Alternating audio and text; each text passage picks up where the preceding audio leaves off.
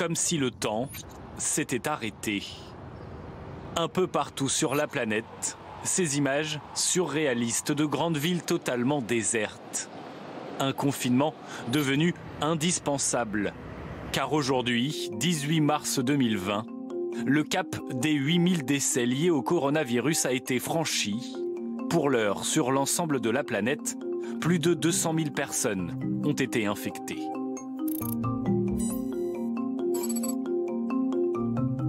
En Italie, la situation reste extrêmement préoccupante.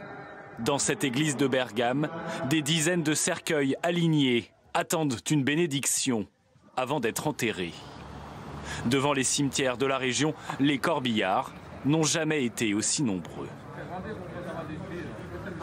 L'Italie, dont les hôpitaux continuent à être submergés par les personnes contaminées. Ici à Brescia, les malades sont entassés non loin de l'accueil de l'hôpital. Notre établissement atteint sa capacité maximale. Aujourd'hui, nous avons plus de 300 patients positifs au coronavirus, dont 51 sont en soins intensifs. En 24 heures, l'Italie déplore 475 morts. Triste record de décès pour un pays en une seule journée, lié au coronavirus.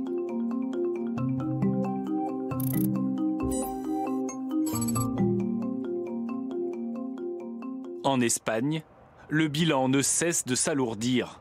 2500 nouveaux cas et 67 personnes décédées en tout juste 24 heures. À Madrid, dans cette maison de retraite, 70 personnes âgées ont été contaminées. 15 d'entre elles ont déjà succombé au virus.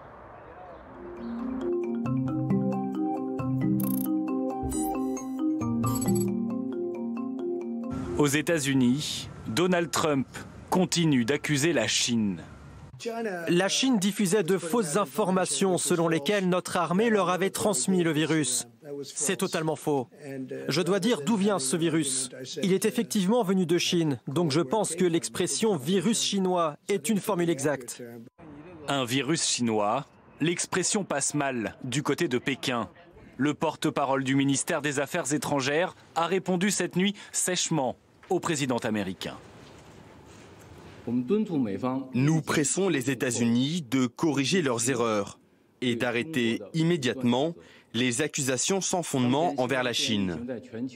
L'épidémie de coronavirus a éclaté et s'est répandue un peu partout sur la planète. La Chine, où la vie reprend peu à peu son cours.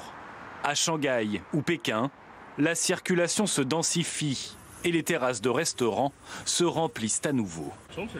Les magasins, les restaurants et les espaces publics rouvrent peu à peu. Les salariés commencent à retourner au bureau plutôt que de rester confinés. Ça revient à la normale progressivement.